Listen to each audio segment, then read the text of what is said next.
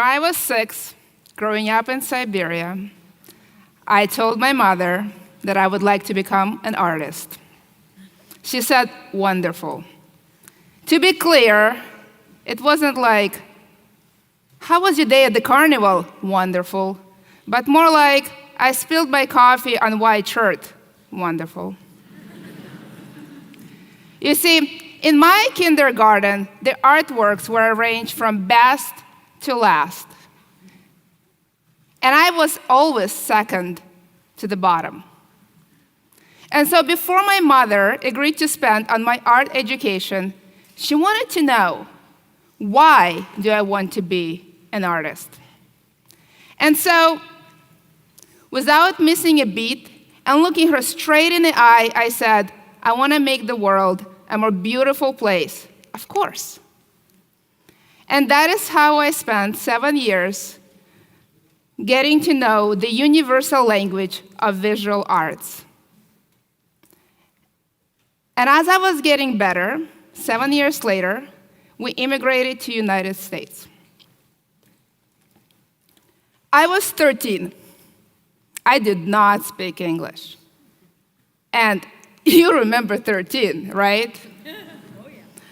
Very few things are more traumatic than a combination of puberty and high school. But at least everybody else had a chance to discuss how traumatic it was. I could not say a word. And instead, I was lost in my studies and discovered another universal language of math and science.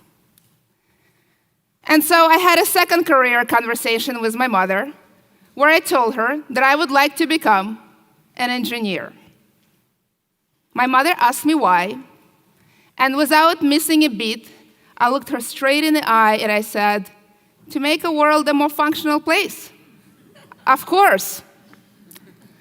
Now, you have to understand, to my parents, who are both engineers, this was music to their ears. My dad walked a little taller, and he was already a very tall guy.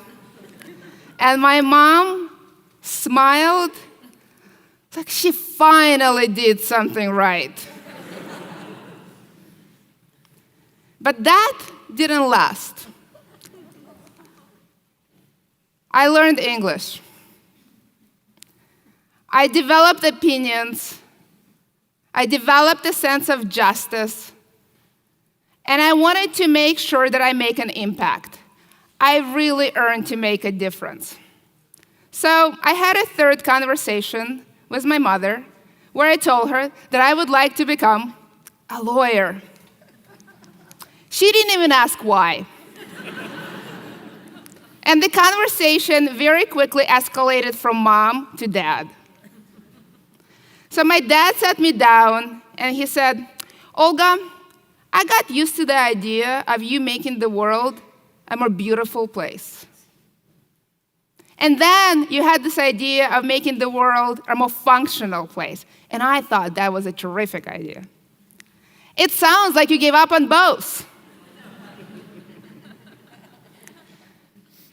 But that was different. I actually went to law school, took the bar exam, became a tech lawyer, so take that, Dad. I'm kidding. My dad has always been supportive. This is not the story I'm going to tell you. But he never stopped wondering how 2 engineers managed to raise 1 lawyer. Now, fast forward to today, and I think I finally have discovered that thing that will make a world a more beautiful and functional place: smart contracts.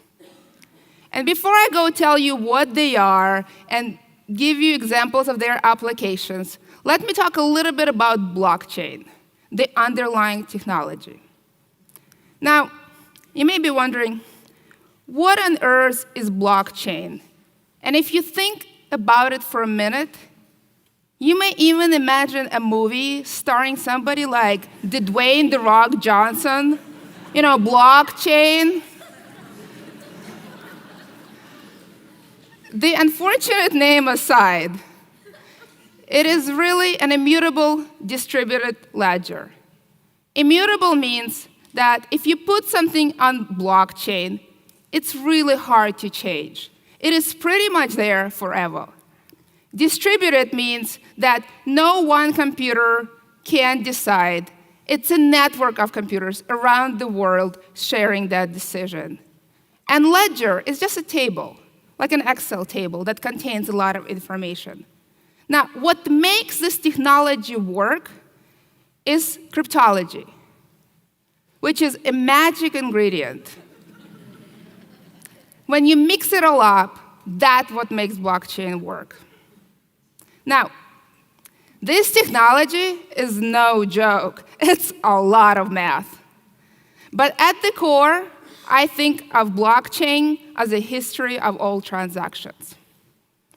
Now, using blockchain and technology platform like Ethereum, you can build decentralized applications, or dApps.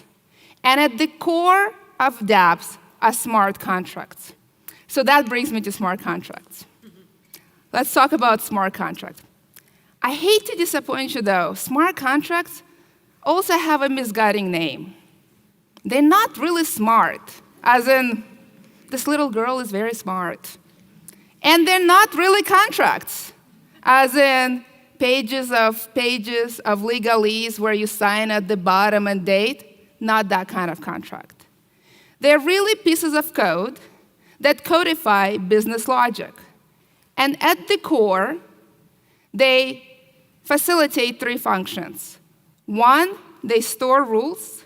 Two, they verify rules. And three, they self-execute rules. I tend to think of them as very secure vending machines.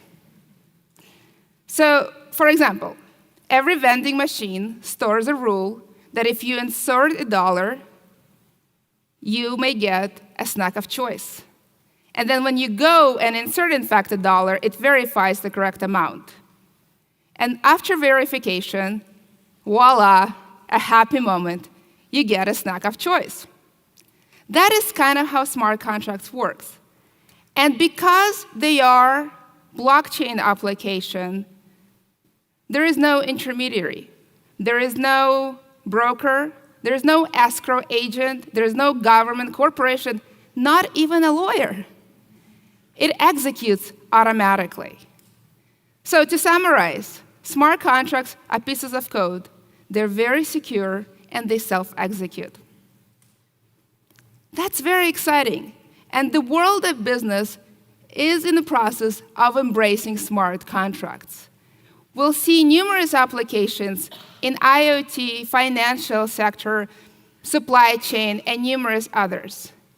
But the reason I get up in the morning and get really excited about smart contracts is because of their potential to solve problems that have never been solved before.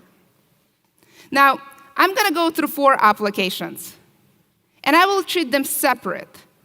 But in reality, any one smart contract can combine more than one application. I want to make sure that you really get a breadth and depth of what's possible. So, application 1, smart contracts are very good at storing data. So, for example, there's an American startup that is rethinking census. And they're building a decentralized protocol using smart contracts. Census is a very powerful tool in the United States and many other nations. Census is how we determine how to distribute billions of federal dollars every year.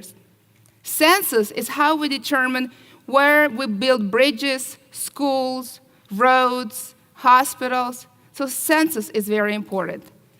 This startup collects questions from the people, then it collects answers from the people, and then it securely stores it all on blockchain and anonymously.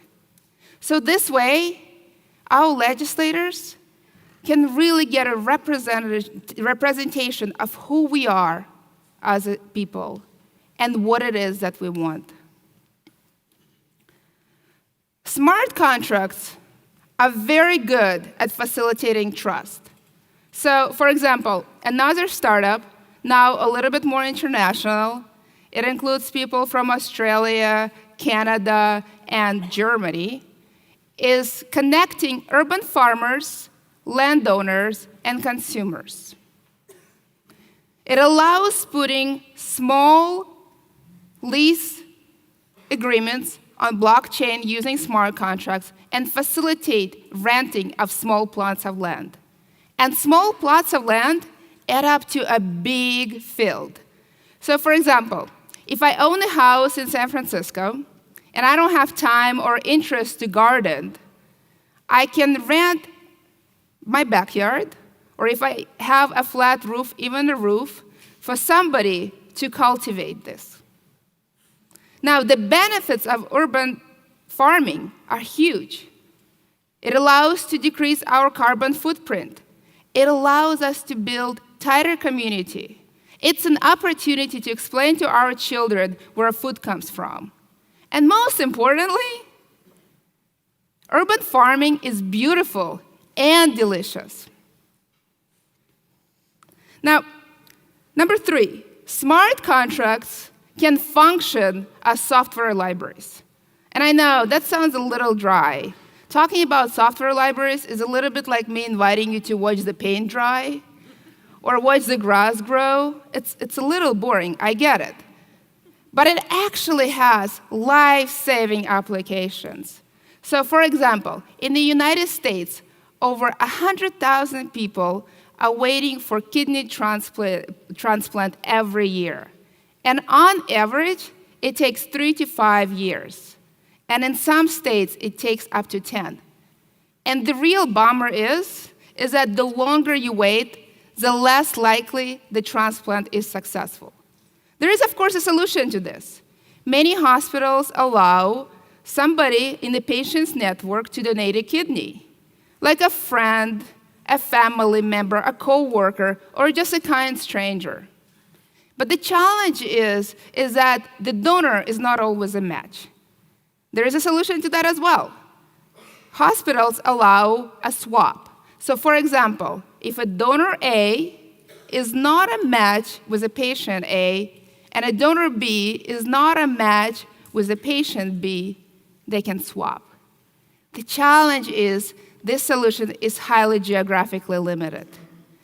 So 2 women from Germany and France are creating a protocol that allows to match pair donations real time and across geographies. So not only does it solve the problem of time, it also allows for successful transplant operations. Application 4. Smart contracts are really good at authenticating. So for example, since 2015, a startup in Finland has been working with the government to give a prepaid card to every refugee and displaced person who enters that country. That card stores identity on blockchain. A refugee can now go into the bank and open a bank account. No passport, no ID is required. They can then quickly get government benefits so they can survive. But it gets even more interesting than this. Using smart contracts, they can borrow from their network, so not only can they survive, they actually can build credit and have a chance to thrive. What if we extend this solution to 70 million refugees who, on average, stay in their host country for over 10 years? You know, when we think of a better world, we don't usually think about blockchain. We don't think about smart contract. And it's partially because these technologies are not well understood.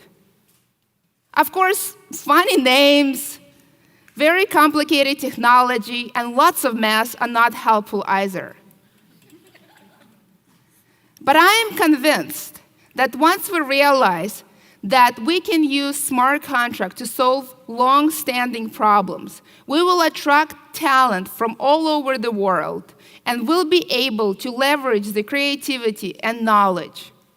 Let me give you an example. There is a social network. It's a decentralized social network in New York for artists. No words, just pictures. And the amazing part is to watch those artists play with it, explore, make mistakes, collaborate, and ultimately make beautiful art. Yes, there is this part where they use the smart contracts to make sure that they're paid fairly, and that is absolutely important. But you know what is more interesting? 150,000 artists, 50 countries, creativity unleashed. New artworks that never been seen before. Collaboration, creativity, completely unleashed. Imagine if we could channel that creativity, that intelligence, to other disciplines, to solving world problems. I am convinced that the progress we've made from the beginnings of times up until information age would pale in comparison with what we can do with this technology. You see, when I was 6 and wanted to make a world a more beautiful place, I never heard of smart contracts. And when I was 16 and wanted to make a world a more functional place, I've never heard of smart contract either. And even when I went to law school and I wanted to make a world a more just place, never heard of smart contracts. But today, I am convinced that smart contracts have joined arts and sciences to make a difference and solve the world's biggest problems. Imagine a world where trust is given. Imagine a world where we can unleash creativity of this planet. Imagine a world where a census represents who we are, where urban farms are thriving, where kidney donations are seamless, and refugees get to be part of our world. Wouldn't that be a beautiful and functional world? Thank you.